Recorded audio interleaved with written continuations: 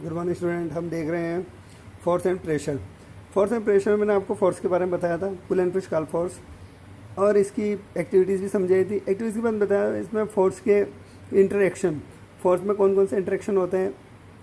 फिर बताया था फोर्स की डायरेक्शन, एक्सप्लोजन ऑफ फोर्स। अगर सेम डायरेक्शन में लग रहा है तो क्या होगा, जो एवरेज फोर्स है वो एक तरफ हो जाएगा।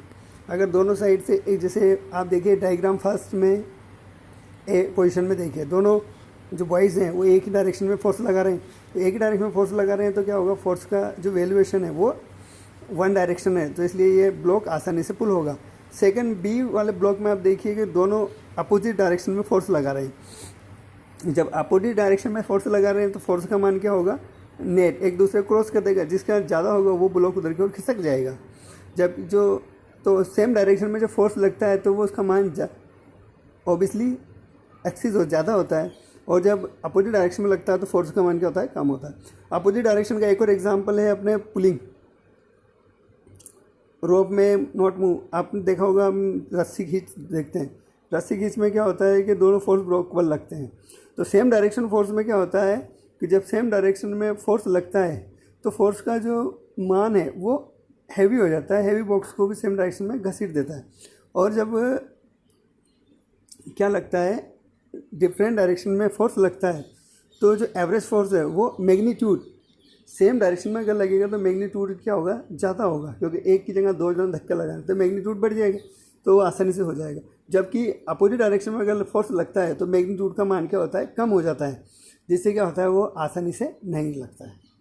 Force change in state motion, force change कर देता है। आपको मैंने पहले बताया था, बॉल दीवार फेंकते हो बॉल हो जाता है, तो आपने जिस स्पीड से बॉल को फेंका है उसी स्पीड से बॉल रिटर्न आपके पास आती है। तो ये हो गया फोर्स चेंज इन डायरेक्शन। जैसे जैसे आप डायरेक्शन चेंज करते हो चेंज होती जाती है। तो change in state motion in force, जैसे आप फोर्स लगाते हो उसकी मोशन चेंज हो जाती है।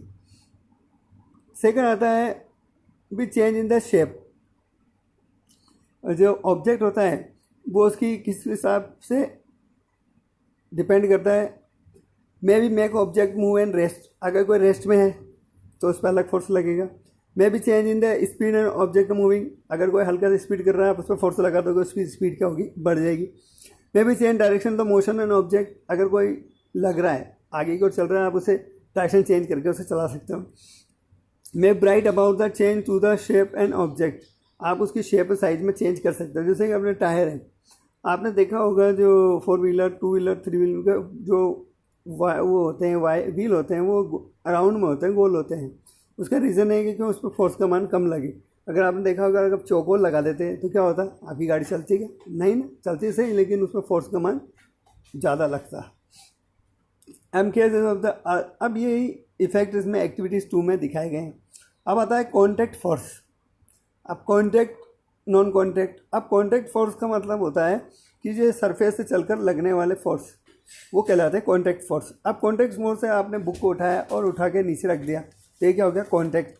अब आपने किससे उठाया, हाथ से उठाया, तो ये क्या हो गया, मस्कुलर फोर्स, यानी हमारी मसल्स में काम कर रही है, तो ये क्या हो गया। अब आता है एक फ्रिक्शन फोर्स। फ्रिक्शन फोर्स आप लोगों ने सुन रखा है, जिसे हिंदी में बोलते हैं अपन घर्षण बल। घर्षण बल क्या होता है, यही हमारी मूवमेंट के लिए ज़रूरी होता है। अगर फ्रिक्शन फोर्स नहीं होता हम क्या कर सकेंगे, हम मोशन नहीं कर पाएंगे। आपने देखा होगा कि स्मूथ सरफेस पर हम फिसल जाते हैं, क्यों, क्योंकि वहाँ पर क्या होता है, फ्रिक्शन फोर्स का मान 0 हो जाता है। तो फ्रिक्शन फोर्स का मान ज़्यादा होगा तो हम क्या करेंगे, मूव कर सकते हैं। बहुत ही ज़्यादा होगा तो हम मूव नहीं कर सकते, ये याद रखना आप। तो हल्का सा, जैसे आपने देखा होगा कि बाईसाइकिल होते हैं, उनके व्हील जो होते हैं हल्के से ग्रिप कटिंग होती है उनके नीचे, कटिंग क्यों होती है, खुरदरे होते हैं। आपकी भी स्लीपर होती है वो भी नीचे से क्या होती है, कटिंग होती है, स्मूथ नहीं होती है। क्यों, उनका जो सोल होता है वो कैसा होता है, बीच में से कटिंग होता है। क्यों, क्योंकि उससे क्या आपका फ्रिक्शन फोर्स लगे, आप फिसले नहीं। तो फ्रिक्शन फोर्स को बनाए रखने के लिए जो टायर हैं इनमें कटिंग की जाती है, स्लीपर के नीचे हल्के से ग्रुप बनाए जाते हैं। वो ग्रुप हल्के से ग्रुप अगर ग्रिप नहीं हो तो क्या होगा, फिसल जाएंगे। तो फ्रिक्शन फोर्स क्या होता है, हमारी मूवमेंट के लिए ज़रूरी है। तो आपने देखा होगा कोई भी बाइक है, 4 व्हीलर 2 व्हीलर 3, कोई भी जो चलने वाली चीज़ है उसमें ग्रिप होता है। हाँ, हम क्या करते हैं कि जो फ्री होता है उसे ऊपर हैंड से जैसे कि लुढ़काना है, जैसे बॉल है, बॉल में आपने देखा होगा हल्की सी ग्रिप होती है, और जो बॉल होती है दिखाई तो ऐसे दिखती है स्मूथ, लेकिन फिर भी उसमें हल्की सी ग्रिप होती है, तो वो हमारे हाथ में पकड़ा है, इसलिए उसमें ग्रिप बना रहना भी ज़रूरी है। तो फ्रैक्शन फोर्स के क्या होता है, फ्रैक्शन वो मूवमेंट के लिए ज़रूरी होता है। अगर फ्रैक्शन फोर्स, अब फ्रैक्शन फोर्स के एडवांटेज कि हमें मोशन करता है। अब डिसएडवांटेज, फ्रैक्शन फोर्स नहीं होगा तो मूवमेंट नहीं कर सकते। क्या होगा, फ्रैक्शन फोर्स से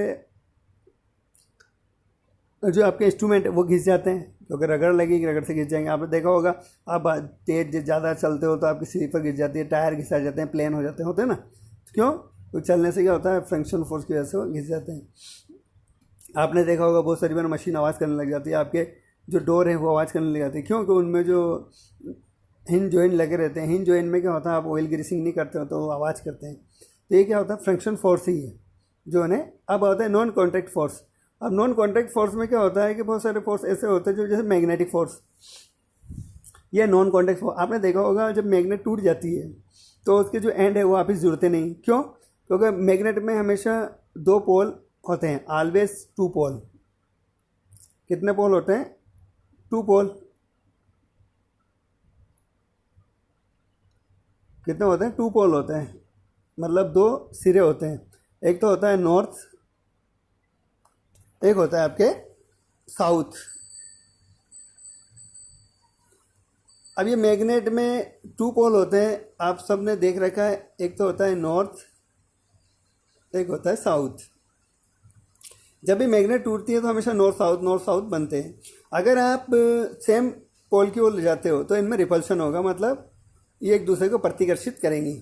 जबकि अपोजिट जो होते हैं एक दूसरे को क्या करते हैं, अट्रैक्ट करते हैं। जैसे नॉर्थ साउथ की ओर जाएगा तो अट्रैक्ट करेगा, जबकि नॉर्थ की ओर जाएगा तो क्या होगा, रिपल्शन होगा। जैसे आपने चुंबक टूटती है तो हमेशा नॉर्थ साउथ बनते। जब वो टूट जाती है तो आप उसे दोबारा जोड़ते हो तो क्या होता है, वहाँ क्या होता है, नॉर्थ पोल नॉर्थ साउथ बनता है। तो फिर क्या होता है, जैसे आप उसको चिपकाते हो तो वो उसको दूर की ओर फेंक देता है, तो सेम।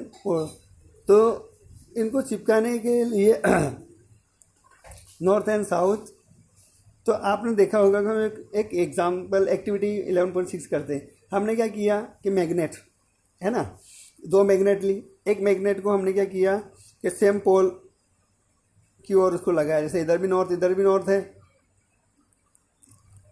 तो नॉर्थ से क्या होगा, रिपल्सन होगा। हमने क्या किया, दूसरी ओर साउथ पोल लगाया, इधर नॉर्थ था तो ये हमारी ओर अट्रैक्ट हुई। तो क्या होता है, इससे लगता है कि जो सेम पोल होते हैं वो एक दूसरे को क्या करते हैं, रिपल्स करते हैं, मतलब धक्का देते हैं। जैसे कहते हैं नहीं, जात वाला गंगा जी जानने वाला काम। तो क्या होता है कि सेम जो पोल होते हैं वो एक दूसरे को अपनी ओर रिपल्स करते हैं, जबकि अपोजिट जो होते हैं वो एक दूसरे को अपनी ओर अट्रैक्ट करते हैं। तो पोल एक दूसरे को अपनी ओर अट्रैक्ट करते हैं। ये क्या हो गया, आपके नॉन कॉन्टैक्ट। अब एक दूसरे कॉन्टैक्ट में नहीं है, लेकिन फिर भी एक दूसरे को क्या कर रहे हैं, इफेक्टेड कर रहे हैं। तो ये क्या होता है आपके, यही है आपकी क्या, non contact force. Non contact force जो मैग्नेट जो होता है वो बहुत सारी जगह काम में लिया जाता है। हम देखते हैं बहुत सी जगह जो एक दूसरे को दूर से ही करना हो, जैसे आपने देखा होगा कि जो डोर बेल है उसमें भी इलेक्ट्रोमैग्नेटिक इफेक्ट काम करता है। हम देखेंगे इलेक्ट्रोस्टैटिक फोर्स, अभी एक और इलेक्ट्रोस्टैटिक फोर्स है। अब इलेक्ट्रोस्टैटिक फोर्स आपने देखा होगा कि बहुत सारी बार आप रबर की पेंसिल पर वायर लपेट देते हो, उसमें आप क्या करते हो, लाइट करंट लगा देते हो, तो उससे क्या होता है, मैग्नेट की तरह वर्क करने लग जाती है। तो ये कहलाता है इलेक्ट्रोस्टैटिक फोर्स, क्योंकि है ना ये भी एक नॉन कॉन्टैक्ट फोर्स है। कुछ समझ में आया आपके, नहीं आया? जैसे आपने देखा होगा जो बड़ी बड़ी क्रेनें होती है, जैसे आपने वो देखे होंगे, आपने क्रेन देखी होगी, इलेक्ट्रिक क्रेन में क्या होता है कि वो कुछ भी लोहे की नीचे आती है तो उस पर क्या होता है, इलेक्ट्रिक फ्लो होने लग जाता है। तो उससे अच्छी तरह से उसमें क्या बन जाती है, मैग्नेट बन जाती है। वो मैग्नेट उसको अपनी ओर अट्रैक्ट कर लेती है, फिर वो क्या होता है, उसमें करंट सप्लाई बंद कर देते हैं, तो वो क्या वो बन जाती है, नॉन मैग्नेट हो जाती है। तो उसमें सब लोहे की चीज़ें गिर जाती है। तो क्या होता है, इलेक्ट्रिक क्रेन में हम इलेक्ट्रोस्टैटिक का यूज़ करते हैं। फिर आता है, तो ये आपको यहाँ तक आपके समझ में आया होगा, आया ना। हम कैसे बना इलेक्ट्रोस्टैटिक फोर्स, हम कैसे बना सकते हैं, हम क्या करें, हम एक तो हमने एक पाइप लिया, उस पर वायर ऐसे लपेट दिया, है ना, और वायर में हमने प्लस माइनस करंट दे दिया। तो थोड़ी देर में ये क्या होगा, ये वायर के अंदर मैग्नेटिक फील्ड बनेगा। मैग्नेटिक फील्ड बनेगा तो इससे क्या होगा कि ये हम इसकी ओर कोई भी लोहे की वस्तुएं आकर्षित होने लग जाएगी। यही कहलाता है इलेक्ट्रोस्टैटिक फोर्स, माने इलेक्ट्रॉन के इलेक्ट्रिसिटी के कारण जो फोर्स बनता है बोले बोलते हैं इलेक्ट्रोस्टैटिक फोर्स। ये भी एक प्रकार का नॉन कॉन्टैक्ट फोर्स है। और इस पर क्या होता है, इस पर हमारे क्या होते हैं, जो ट्रांसफार्मर है, जितने भी इलेक्ट्रॉनिक उपकरण है, वो इलेक्ट्रोस्टैटिक फोर्स पर काम करती है। इसे हम बोलते हैं इलेक्ट्रोमैग्नेटिक इफेक्ट। ये इलेक्ट्रोमैग्नेटिक इफेक्ट से क्या होता है, हर चीज़ को अपनी ओर अट्रैक्ट करने और उनसे काम में लेने की काम में आती है। तो ये चीज़ आपको मेरे ख्याल से समझ में आ गई होगी, है ना। आगे समझ में आता है।